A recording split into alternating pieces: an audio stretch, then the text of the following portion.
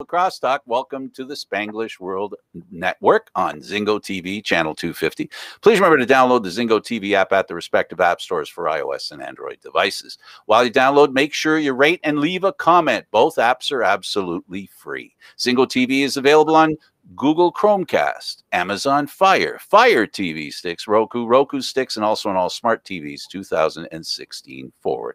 Now on Lacrosse Talk, joining me is Gary Groob. Hello, Gary. How we doing, buddy? I'm doing great, Frank. Great day. I've got some big news. Oh, what kind of news you got with the Arena Lacrosse League? Yeah, the Arena Lacrosse League. Oh, goody. And sounds like I'm ready to hear it. Let's hear it. Awesome. Well, you know, we had Paul St. John on a couple of weeks ago as a guest, the owner and president of the Arena Lacrosse League, and today they came out with a press release that has now expanded the Arena Lacrosse League to the West Coast. They have partnered with the Langley Events Center, and it will bring ALL to British Columbia. This is huge. This is now going to give opportunity to a number of West Coast players who normally would hang up their sticks in the wintertime to give them a chance, just like in Ontario, to play and with top-notch coaching, top-notch players, and just that little extra something to help them get to the NLL. Is opening it up for the entire West Coast. They're going to start with 4 teams there. Everything is going to be based out of Langley Events Center. And the future is really, really bright. It's really big news. Excellent. So this means another league that will provide the opportunity to play all year round. The level of play would be semi-professional, I assume.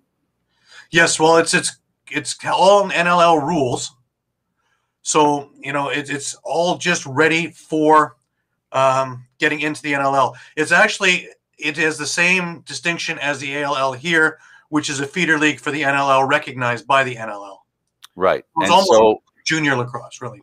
Yeah, that's the point I'm trying to make. So when I say semi-professional, they will have highly touted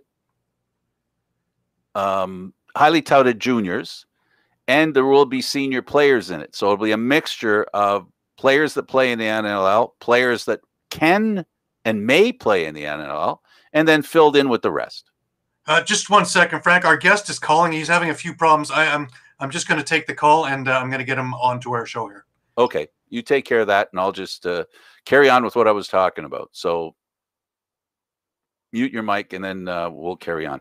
So the point being that we have a great opportunity here for lacrosse to basically get a wider footprint, one that does a good job of ensuring that players have an opportunity to play with elevated talent. And that elevated talent will be junior players like I was talking about, playing with pro players.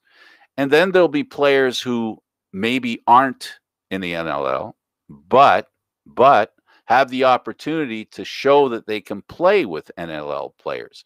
So it gives an opportunity to every group of lacrosse player across the country, because now it goes, not every province, obviously, but the East Coast and the West Coast now have a connection.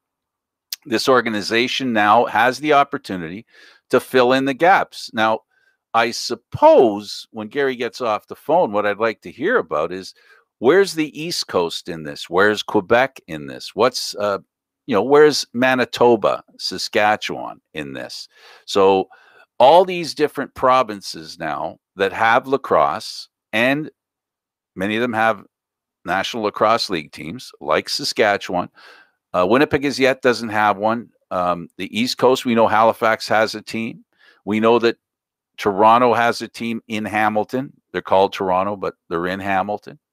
And so Vancouver has a team, Edmonton, Calgary. So all the major centers in Canada have teams. So the key here is going to be what players will be available for the Arena Lacrosse League, East and West, that will help to continue to build the talent that goes into the National Lacrosse League. And because it's box lacrosse, arena lacrosse, box lacrosse, same thing. It means that, and as Gary stated before he had to get on this phone call to get our guest on the show, the rules are the same. So now you don't have to worry about different rules. What we learned from the commissioner when he was on here of the National Lacrosse League was that they want more and more for the rules to be resembled up and down the world of lacrosse. Every league possibly that can do that.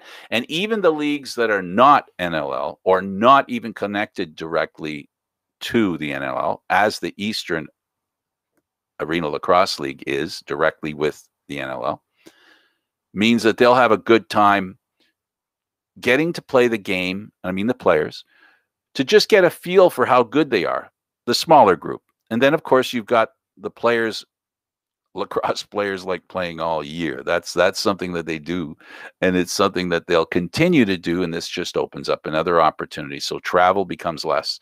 That is a key factor when it comes to lacrosse, and even in the National Lacrosse League, where travel is what these guys do. They work for a living. They don't hang out in the city that they play for all the time unless they happen to live in that community.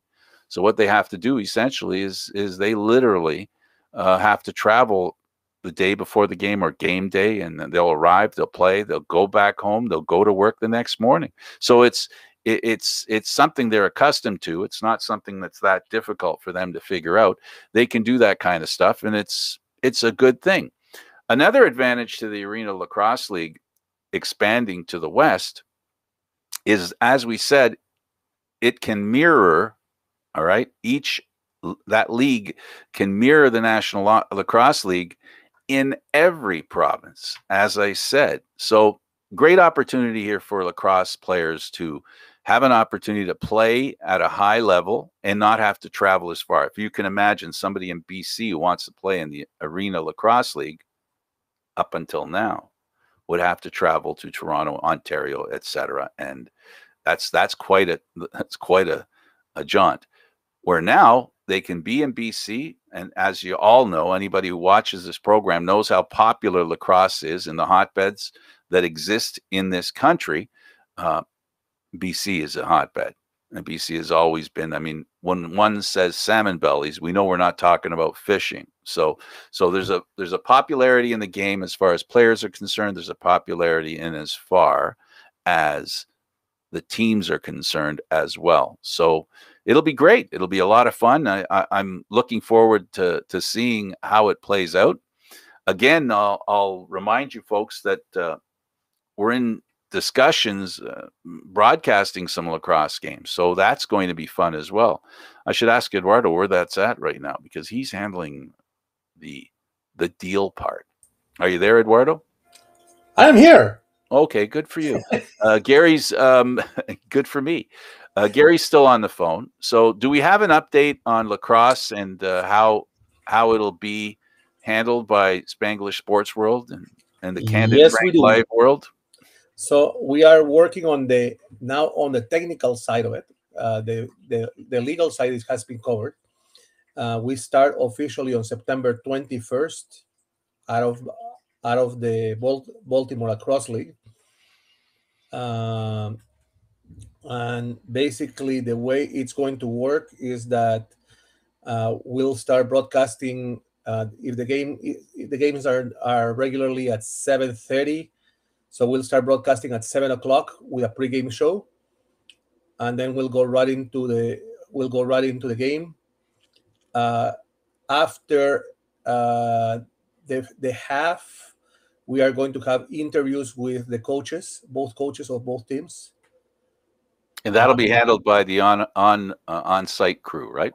It will be handled by both the on-site and the remotes, which are you and Gary. Okay, and so it'll be a complete package, and then including, I guess, a post game, right? It will be a complete package, and we are working right now, and hopefully, if that comes up before the 21st, we get it signed. We are working also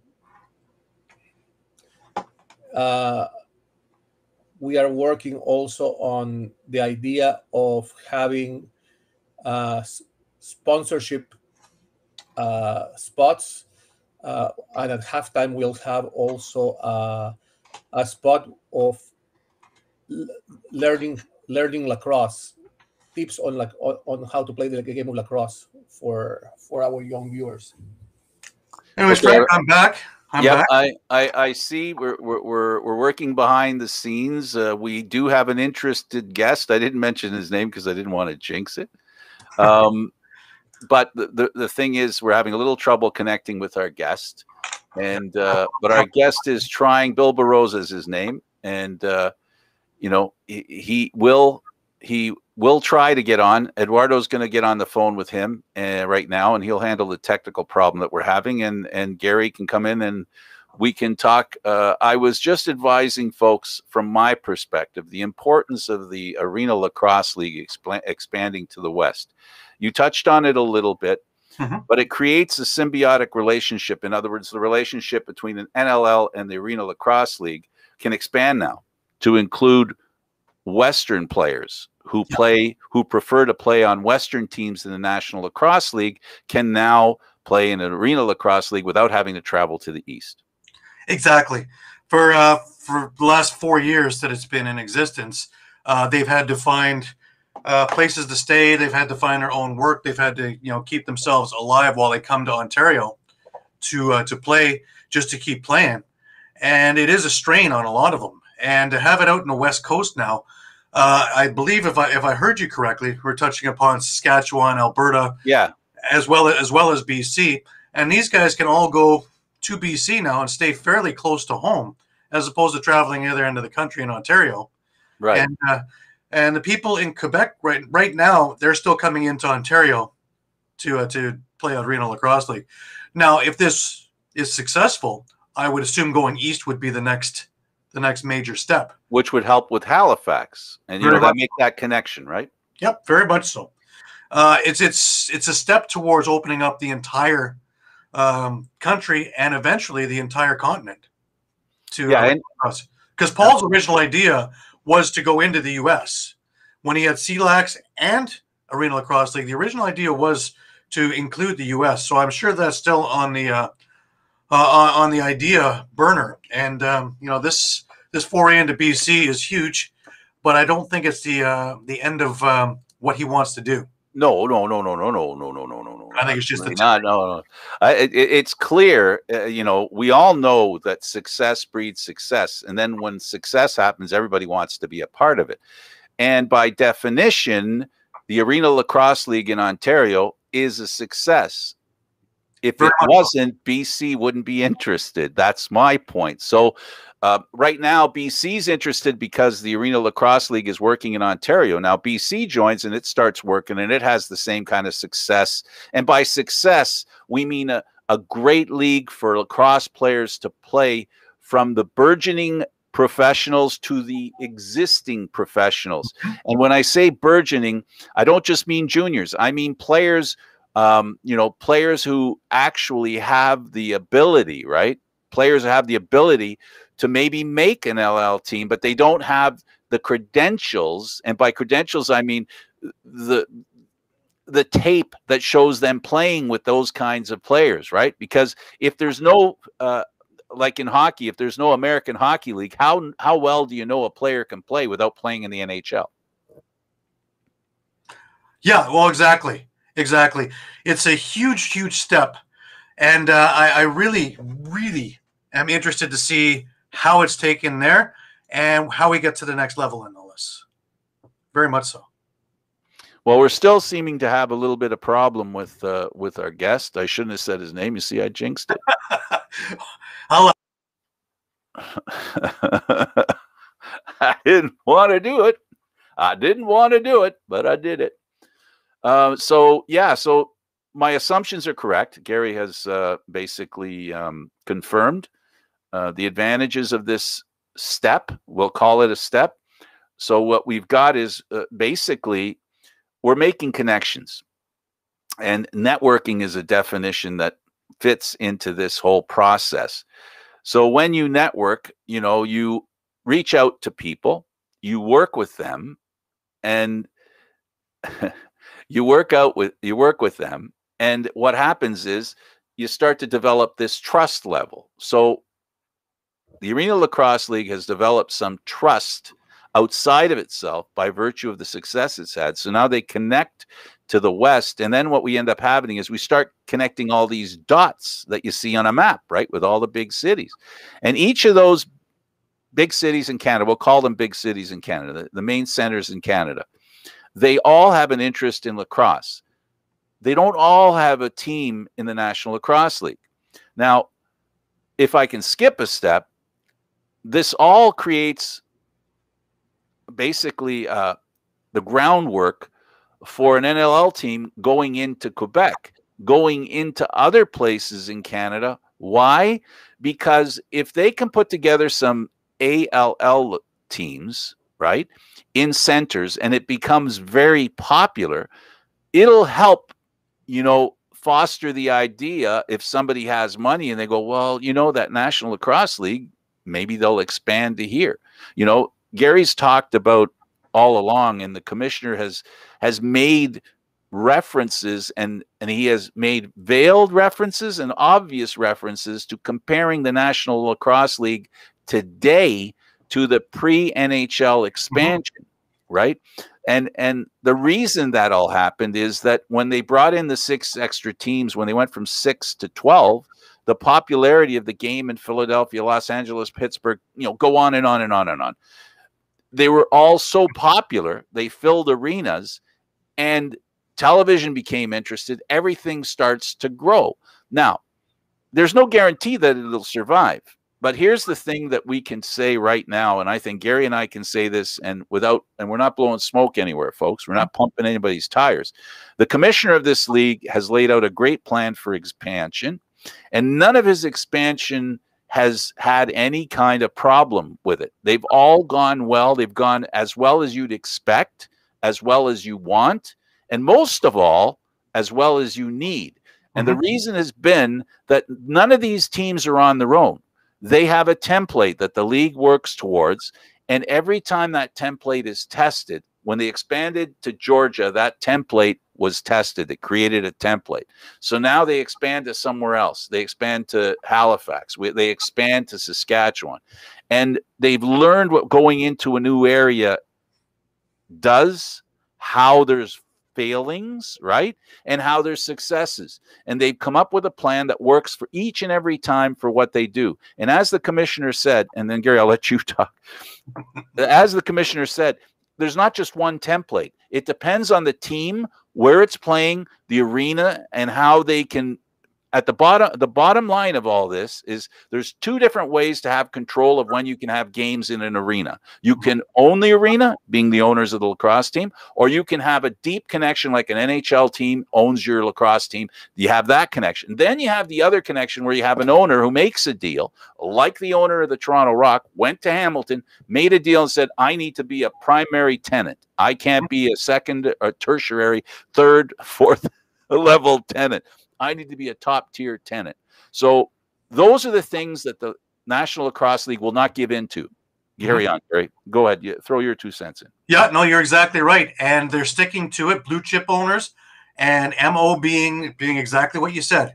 Has to have the arenas, massive point. Has to have the arenas for the arena dates. Because without those dates, we've seen it. If you get bad dates, you get bad attendance. Bad attendance in a gate-driven league is suicide. Now, there's a lot more foray happening, and a lot more with IT and things like that, and advertising, and with the betting sites and a few other things. Calgary, I'll give you a prime example, just made a big deal with WestJet. It's such a big deal that it changed the color of their uniforms, the color of their turf, all for WestJet. So it's a huge deal. So obviously WestJet's put a lot into it if they're going to do that. If you're going to take the colors of the city out of your uniform. So and remember, okay, during the pandemic, the National Lacrosse League expanded and grew and built on their success while the league wasn't playing. Yeah. Yeah, that's the most incredible thing. Show me another league that's expanding while we're in COVID, or increasing with advertising, having blue chip ownership that want to get in. This is now the place to be. You know, if Joe Tsai's coming in, if Wayne Gretzky's coming in, if guys like that are all coming in, this is the place to be. And this is, if we're seeing it, everybody's seeing it. So you're going to start seeing a lot of high rollers be coming into this thing. So there's going to be a lot of money coming into this thing in the next little while. And Sakevich himself was brilliant in the fact that he didn't rush anything. He made sure everything was in place. Foundations were built before you put big buildings down. And now you have yourself a real stable base and able to branch out and build. And I'm excited because I'd like to say we're still on the ground floor, but I think we're starting to move to the first or second tier of this skyscraper that we're going to build. And like we've said, like you said, like I've said, this is an awful lot like Sakevich said himself. This is an awful lot like the NHL model before all the money and before all the advertising and before all the different TV places to go. Because remember, when there was only 12 channels, it was on one channel. And if I remember correctly, it was the second and third periods that we got. So we didn't even get a full game. Now you can get any game from any market at any time, anywhere. You can be in China and still watch it. So, hey, Bill, welcome. Amazing, guys. Thank you. Thank you. Glad you could make it. For everybody that's been listening to us, this is Bill Beroza. I have a small thing put together on just a few things that he's done. Professionally, he was with the Eagle Box LACROSSE-MILL League, 87 through 89 as a player.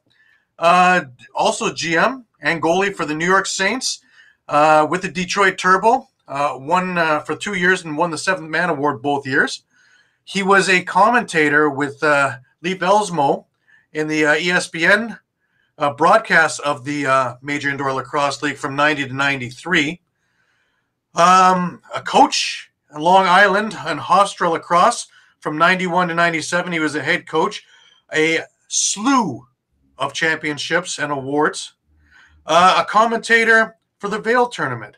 He hosted the Japanese under-19 lacrosse team at HOFSTRA. The biggest one, in my opinion, is he co-founded Lacrosse Israel in 2011, and it has been growing ever since. Bill, welcome to our show. Thank you very much for having me. I'm Candid Frank Stanisci. Thank you for joining us. This is something that we've done for many years now, and the good news is, and when we talk about Israel, I think I recall that there was a world championship that Israel stepped aside for the benefit of the Aboriginal people in this country and in the U.S. No, that was Ireland. No, that was Ireland, actually. Ireland? Was it Ireland? Okay. Yeah. But there was a championship in Israel, and that was Netanya. Yes. Exactly. The World Championships were in Netanya in 2018, which is up north in Israel.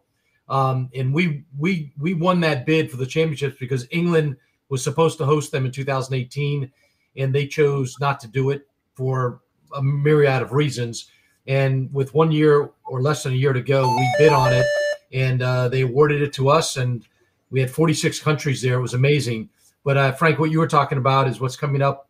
The Sixes down in Alabama next summer, and Ireland stepped aside to allow the Iroquois to play, which was an incredible thing. Incredible. Absolutely. So we like to start. My favorite thing is always finding out what gets people going into something, whether it's politics, whether it's business, and in this case with lacrosse. What brought you into lacrosse? What brought you the love of the game? Because to be in it for as long as you've been in it, it's a little more than liking the game. Right. Well, so my first stick handed to me was a wooden stick, and I went out to play attack when I was in high school. And I had been a soccer goalie, and the lacrosse coach on varsity saw me as a freshman and knew I was competitive and I liked, stopping shots and balls. And I went out to practice, and somebody checked my stick then. And the process back in 1970s. Take all the leather, the catgut out, you fiberglass it, you drill holes in it, you restring it. So the stick broke. I went back to practice the next day with a good stick that was weighted differently, right? And throwing differently. And the same guy that broke it the first day broke it a second day. And the coach said, we really could use you as a goalie. Would you like to play goalie? And so I did, and with a wooden stick. And you know what? I fell in love with lacrosse then. And I get emotional about it. I still love it today. So, yeah. I'm sorry. You have every right to be emotional about it. It is. You're not alone. We've been doing for the past few months. Every week we've had young men like you, who maybe been around for a little while, younger than me, but young men who've been around for a while and have made such great contributions to the game. You have done that. You've played the game, and now you decided to make contributions. Define for us the reason you felt either the need or the desire to make those contributions. From a playing standpoint and even coaching, I've done almost everything and afforded that opportunity because of growing up playing on Long Island and then ultimately playing for a great club team after I played at Roanoke College. And it was back then we played Division II, III. And then after that, I played club lacrosse on Long Island with some incredible players. I was a second-team All-American goalie. What's funny is I stepped on the field and told the coach, if I'm not going to play here, tell me because I'll go somewhere else. Every other player on that field was like a first-team All-American. And then when we played competitive teams, that was way before the field game, the PLL. But I was afforded to play and then ultimately coach the Long Island team. And the sport's been so good to me that I wanted to give back. And I'll just tell you a quick funny story, Frank, is that take your time. Okay. So my first job interview to work for IBM was with a gentleman named Hoyle Miller, who played lacrosse at the Naval Academy. Hoyle was the branch manager in Baltimore. And because I had won an award and his son was a younger player who played at Harvard, he knew me. So I called him up and went down to Baltimore. He interviewed me. The first 55 minutes of an hour interview, we talked about lacrosse.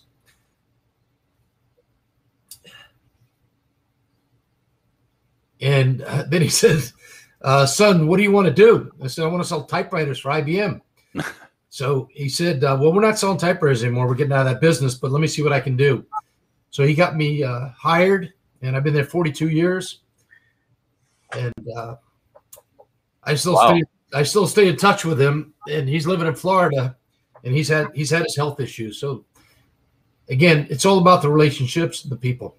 Yeah, what you just said right now, and I can understand why you're so emotional, because never mind that you got the job through lacrosse. Never mind that it's with IBM. It's the fact that you're with an employer for that long. There aren't people that are with the same employer for that length of time, except for Gary. Gary lives at Costco. Those things are. Listen, I appreciate. I apologize for I don't mean to embarrass you, and it was no intention of me to get you emotional, but I'm proud of the fact that I got to say this comes from my heart. Nothing speaks louder about lacrosse than the emotional attachment that people have for the game, the commitment they make for it, right, and about it, and expect so little in return. And I think what you get more than anything is that great feeling in the pit of your stomach and in your heart. And I'm happy for you.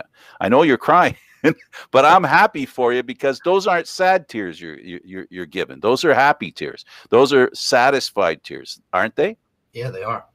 And we got one of your coaches actually just sent us a message. Bob Herring, another former guest of ours, who's also going to be back on the show in the little future. But yeah, one of your favorite people. We play goal for him. Yeah, by the USA Canada series. Matter of fact, my teeth are. Thank you to the Canadian.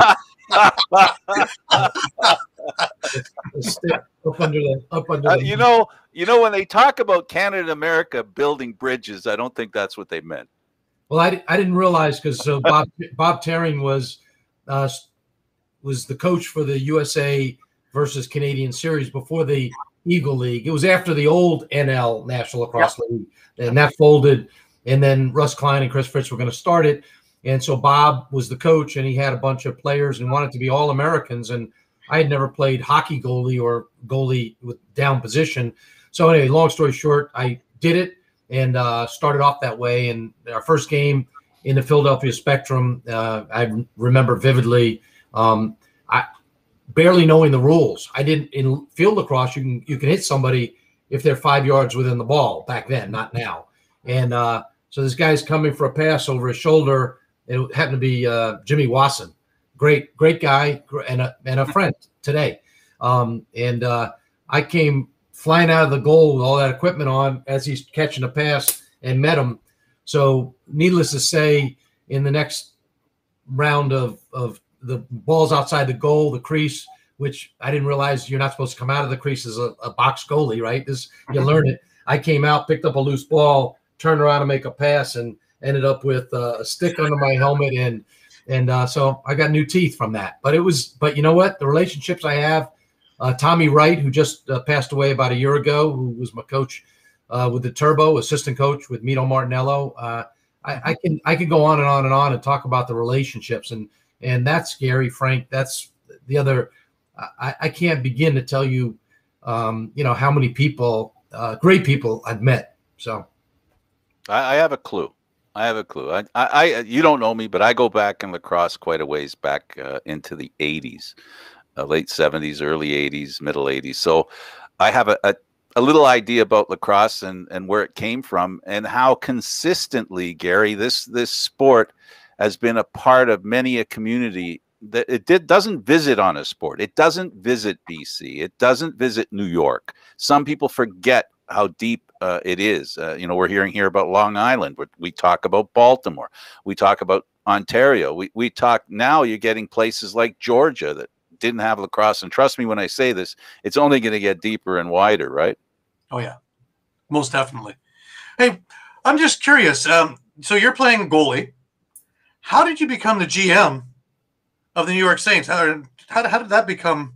Just go from player to up in the management, pulling in other players. So when Russ Klein and Chris Fritz, who started the Eagle League, that was okay before the NLL, they started it, and they actually were going to try. I think Bob Terry and I think on one of your shows talked about they were going to do it on roller skates, but you got to find people to roller skate then to play lacrosse. So anyway, so with that entire situation. They finally said, we want to have a team in New Jersey. So it was the New Jersey Saints. And they said, can you help us? So I met with the people at Brendan Byrne Arena at the time. And and so by default, I became the GM. And I said, but I want to play. And I was the second best box goalie out of two. Vinny Pfeiffer was actually a really good box goalie at the time. And he ended up taking the starting job, rightfully so. I was a better field goalie, but again, that's how Americans grew up, right? Playing the sport. Absolutely. Sure. The education. So you talk about, field lacrosse, and you talk about the job that you had. Education is a big part of lacrosse as well. I remember the movie going back to Love Story, where the main character was a lacrosse player.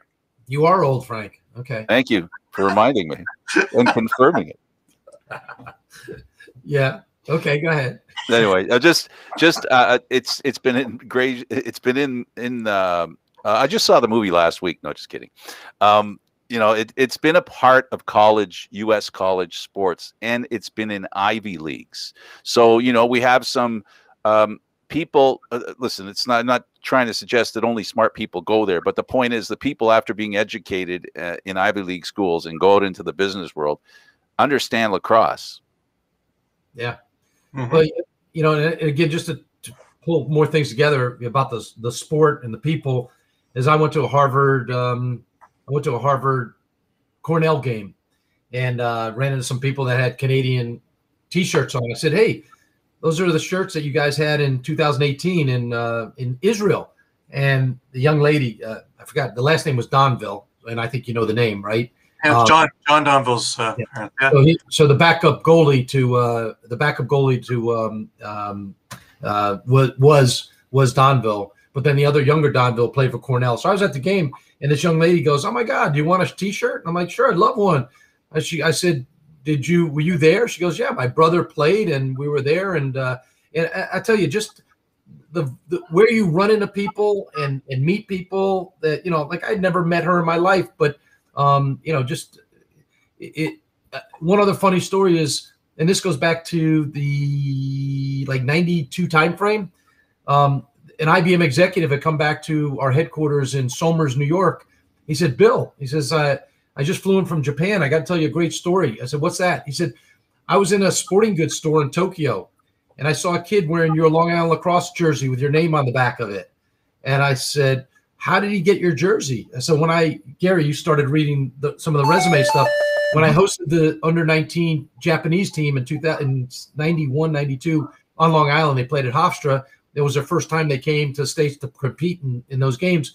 I just, at their tradition of giving gifts, when I met them at the bus, on the bus, JFK, I picked out like 30 things that I had in my drawer, from a really cool USA jersey and shorts all the way to like socks, and jock straps or whatever it might have been. And I said, pick a number. So number 1 got the best thing, and number 30 got the worst thing. But some people picked some jerseys I had, and my boss came back. He says, I saw this guy wearing your jersey. So I just, like you talked about the worldwide exposure and experience, it's all about the relationships and you guys know Vinny Sombrado, or the name? Yep, I know. On the USA team like 4 times or 3 or 4. And so when I was hosting the Japanese, we're in the stands at HOFSTRA, and they go, "Hey, and I'm not going to do the Japanese accent because it won't come out well, but is that Vinny Sombrado?" And I'm like, "Yeah."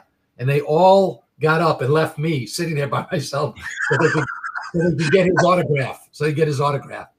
But I have more stories that I love them. They're heartwarming, and the fact that Gary invited me to speak with you guys today is an honor. So I appreciate that. Well, we're as honored as you are, if not more. And I mean that sincerely. We have an opportunity here, and it's great for us. I want you to know that there's no games going on right now. So, if we can get a feel for the game, the emotional side, not to draw back to what, but that's what's important to us right now, because, lacrosse isn't happening, but, we can talk about news about lacrosse for about 5-10 minutes. That's new. We can, with what happened we were talking before you came on, the Arena Lacrosse League expanding into BC. We can talk about that for a little while, but there's not much of that going on. But I really look forward to, and I'm grateful for the opportunities to talk to all the people like you that have been involved so deeply. Gary, you must have another question for him.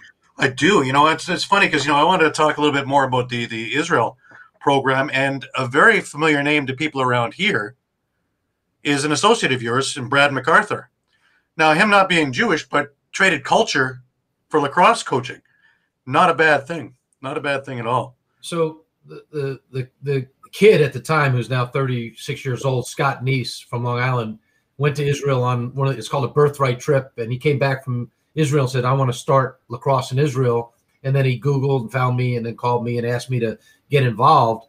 And I told him he didn't need a coach; he needed a psychiatrist. I mean, because it's not like you're driving 10 minutes to go practice. You're getting on a plane for 10 hours, 11 hours, and then where's the equipment in the field and the coaches and the players, etc. But so Scott was over at the Herbeski tournament in the Czech Republic, where they play box, and he brought a bunch of guys from Israel to play, and some Jewish players, and said, "We need a coach," and ran into Brad, and Brad graciously, and that's what's so incredible, Gary, Frank, just the relationships. Brad didn't owe us anything, but he came with 14 years experience in the NLL as a player, and just an incredible human being. And he came on board because Scott needs to ask him to coach us. And from that point forward, he's been coaching our men's box team and been involved with our field program. And I spoke to him yesterday, and just an incredible human being. And those are the people that make you want to, continue to give back, like you asked. Now, the last 10 years that it's been in existence, it's been growing and growing and growing. How has it been received over in Israel? How have the people, how has everybody in Israel itself taken to the game? You know, the country's got about 7 million people, and we've got probably we've probably put sticks in, I'll say, 2,000 people's hands now. So it's a small number, but we've had thousands of Americans and non-Americans from Spain and England and different countries around the world, South America, that have come over to Israel to get ingratiated with the culture. We're not a religious organization. It's a nationality. So you know, people that live in Israel, not everybody's Jewish, but if you are Jewish, it's easier to become an Israeli citizen, I'll say. All right. So the fast forward, the growth is difficult there because women don't typically play sports. And so we've done a tremendous job having, you know, our women led by Sarah Meisenberg go into schools there. And we've had women from the States that have lived there for a year or two or three or four. I got a list of names I could tell you, but they came over so they could participate on a women's program. And because we allowed them to play with us, they gave back to the sport. And so we went in and we recruited girls in school, and the same thing with the boys over there. And we've had 3 Americans: Jake Silberlick, who played at Hobart; Matt Cherry, first-team All-American at Dickinson; and Noah Miller, who played at Vermont. They all not only played and lived there and taught the sport, but they also joined the IDF, which is the Israeli Defense Force. So when you ask how the sport's doing, I mean, it's a hard thing to knock on schools and to get kids signed up because they love soccer, they love basketball, fencing's becoming popular there. But you know, we got to draw them away from another sport because they're allowed to pick one sport for the year. And so we're doing fine, but it's not going to become the national sport of Israel in the next year or two. But you know what? Over time, we could be the 3rd largest sport in Israel if we continue at it, and that's our plan. The transition from basketball to lacrosse, as we all know, there's a lot of similarities, and Israel's very famous for, you know, when it comes to the Maccabi games, basketball is a big deal. Right. You know, I think it's even bigger than soccer. At least it was back in my day. Remember, I'm old, so things could have changed in the last 70, 50, maybe 80 years. Yeah. So, you know, but that's the key, you know, is that getting people involves them as quickly as possible understanding the game. What are you doing to accelerate the learning curve for prospective players to ensure that they understand as quickly as possible? Because it's like a fast passing train, right? You got to get their interest. You got to grab them as quick as you can, right? Yeah, no. And again, we have staff of women and men that live there. They're expats from the US and Canada too. We've had Canadians that have lived there, and gone to the schools, and we run leagues, and we have leagues going on there. Even during COVID, we ran a gap year program during COVID where you could come into the country, quarantine, and then we put you in a bubble, kind of like the NBA did down in Orlando. We put you in a bubble, you're tested, and now you can practice, lift weights, get stronger, get faster. And we did that for a bunch of Americans as well as Israelis that wanted to join the bubble. But it's been tough on us, just like you talked about, Frank. You know, it's like not a lot of games going on. We actually have our women's team in Baltimore this weekend coming up ahead of us, as well as our women. Then they're going to come to Boston and play against Harvard. So they're getting ready for the women's World Championships coming up in the next year in the summertime. What do you see as advancing women's lacrosse? The main hurdles that they have to go over? You know, I think what I've seen that I like are some of the rule changes. You know, not as much stoppage now with all the penalty shots, and you know, I'm not necessarily a big fan of them getting headgear, because I think headgear then means people will by default become more physical in the game if they wear gloves and all the other stuff. So I kind of like the way the game is running now, but I also like that they've cut back on some of the penalties, and I think it's amazing. If I watch Boston College, where I live in Boston, and BC beat Syracuse in the finals, but some incredible talented players there. And I just think as these women become better and better, their stick skills, I think the game's getting more exciting. So I think the women will continue to grow the sport. It's it's not my thing. So I'm just giving you my opinion, but I like it more now than I liked it through 2 or 3 years ago. Yeah, it's easy to understand that women's sports is growing exponentially, not only within specific sports, but because of the growth within specific sports, it gets wider, right? And the template gets easier to see. So they begin to understand what are some of the special things that women's leagues need to do to make it work, because they have different challenges than men's leagues, whether it be tykes, juniors, seniors and or professionals. So well, but you talked about the women growing, and the one thing that I've been praying for years that the U.S. picks up on is when I flew up to Toronto about 4 or 5 years ago, we were selecting our box team to play in the World Championships, and Brad and Jason Crosby were coaching, and actually I was asked to show up as a goalie, and I was told that I was the I was the 6th best goalie out of 5 goalies that were there. I was the sixth best. But anyway, but they asked me to show up because they didn't know who was coming, who was going to try out. We had some good talent. But the morning we showed up, you must have had up at the Toronto Rock Center where we had our practice, they had so many young kids learning to play the sport indoor without helmets and gloves, no pads, no shoulder, nothing, but learning the sport. And it was incredible.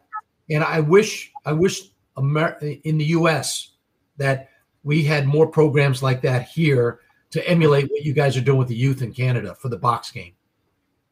U.S. Box List starting to do that. I know Dallas Eliak has a lot to do with that, and he's been pushing heavy about getting a lot of youth into lacrosse. So that seems to be the groundstone. So at least there's something they're building on.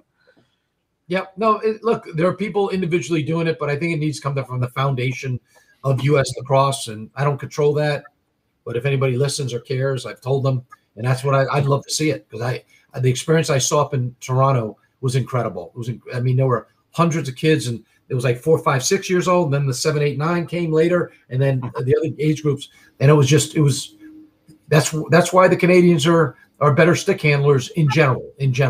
The boxing. Yeah, they also play more in tight because of the box. The fact that box lacrosse it's not as wide open. Oh, well, no, I'm using the wrong term there. You don't have as much room to operate. Leave it right there. And so you have to learn to operate within a small space. Basically, like they say with hockey, stick handling in a closet. That kind of stuff. Go ahead, Gary. I'm just curious, like when you were starting out in the Israel program, logistically, that had to be difficult getting fields. Not known for all their green grass out there. No, you're correct. And oh, by the way, when we went to ask, if we could use a field, they go, "Oh, that's our soccer field, so we don't want you to ruin the nice plush, grass that we've got for soccer." But it was a challenge, and it continues to be a challenge. But ironically, and through the philanthropy of some of our benefactors, and I'll mention just 2 names, but the Kraft family, but Dan Kraft in particular, who runs the paper business, their International Forest Products, he has helped us financially with the field. So we actually have our own lacrosse turf field in Ashkelon, which is 7 kilometers from the Gaza Strip. So it's not in the oasis of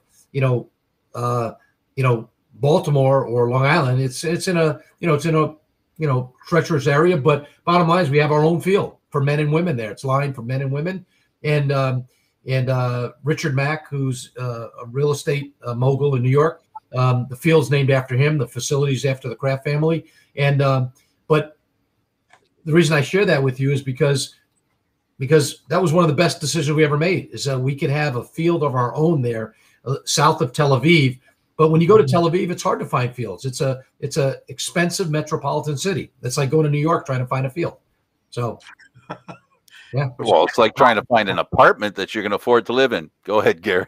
That's next to impossible to find any green in there. So now, when let's go back a little bit. In the Mill League, you got off of playing to go into the booth with Lee Felsmo. How? Why? Oh boy, you know what? I love telling the story. I wanted fans to hear it from somebody that had played it and got, you know, hit in the mouth and hit and, you know, and knocked out around all over, to understand how challenging that sport is. And, you know, for the American fan, you know, like, they're like, well, how do you score on this, you know, on a smaller goal like that? Well, the Canadians didn't seem to have a problem, right? And guys like Kevin Finneran, who was an American who ended up being, you know, going to be inducted into the NLL. I mean, there are some players that stepped up and learned the sport, but it took a while, and it's not as pervasive of American players, you know, being great box players.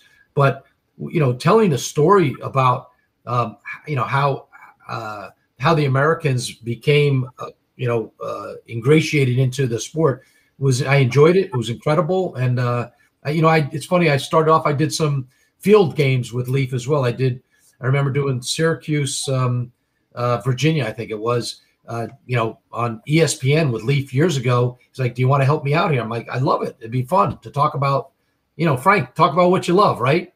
Absolutely. Do it all day. Now, before we run out of time, I was remiss, but there's a couple of Hall of Fames that you're a part of. Roanoke, first off, inducted you in '87 into their Hall of Fame.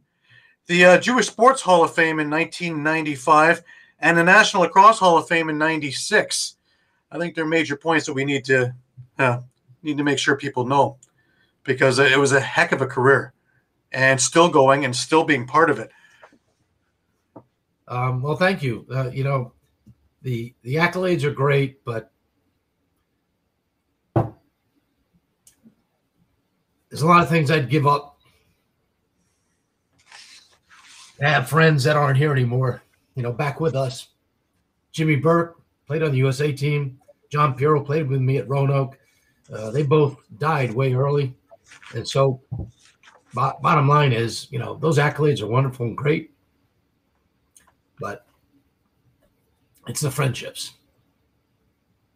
Yeah, we've always talked about it, that lacrosse is more than a game. Lacrosse is a way of life. Lacrosse is a family.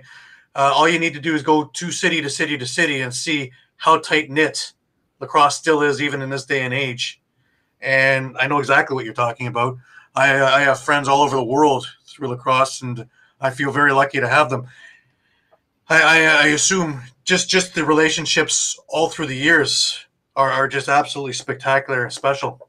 Yeah, I'll tell you one just quick funny story, because I don't know how much time we have, but I had to go to the pharmacy the other day, so I pulled up with my car and pulled over to the side of the road, and there was a meter there, and I didn't have any change, and I only have an American Express card, so I don't have a Visa, Discover, MasterCard to plug in there, and I didn't want to download the app just to run into the CVS real quick.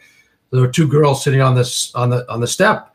I said, "Excuse me, ladies, do you have change for $1 so I can just put a quarter in the meter?" And they go, "No, we don't." I said, "Well, can I pay you some dollars, because the meter doesn't take dollars? Can I pay you some dollar bills just to give me like 20 minutes on the meter, put in your Visa card if you got one?" And the girl stood up with her mask on, because we still, you know, in Boston still wear masks. She says, "Coach Beroza?" I said, "Who are you?" So says Hannah Berg. I was a trainer for the women's team in Israel like a couple summers back. So she put in her Visa and didn't charge me. It's a good story. Your Italian background is showing. You know that, eh? You know I'm not Italian, right? No, but the name is Italian. But exactly. That's what I mean. I'm making a crack. I know. Your Italian background is showing. Yeah. But go. It's okay. Very emotional. Okay, I would love to have you back when we have a little bit more time, without all the technical. And we have this internet thing figured out. Yeah. Well, it's working now. It seems to be working, but it sure does. Yeah, there's so many people I'd love to mention, you know, because they were incredible influences on my life. And, you know, I mentioned Tommy Wright and Mito Martinello, and my coach in college, Paul Griffin, and Tom Flatley, who coached me on Long Island, and Tom Postel, and you know, anybody young or old, the young people aren't going to know these names, but, you know, someday the young guys that may be listening to the show will be older and realize, hey, wow, it is a really good fraternity, you know. So absolutely, it's amazing. So I appreciate you guys asking me. Our pleasure, Bill. We've really run out of time. Thank you for taking the time to be here. Gary, as usual, thank you for co-hosting. I appreciate it. Thank you, Frank. Thank you, Bill. Like I say, I'd like to set it up again at some point that we'll get you back on with a little bit more time, a few more stories. Okay, well, I'll wear a different jersey and do my hair and put on some makeup. Perfect. Oh boy. Oh boy. Show business. All right. Thank you. He's Bill Beroza, and of course the other, he is Gary Groob. I'm Candid Frank. And I want to thank you for watching Lacrosse Talk, seen live Thursdays at 4 p.m. Eastern Standard Time. This show can also be heard on the Spanglish World Radio Network. For Lacrosse Talk, news, entertainment, and other sports programming we offer, please check out SpanglishWorld.ca. Spanglish World. Watch it, hear it, read it, download it, and live it. Thank you for watching. See you Thursday, 4 p.m.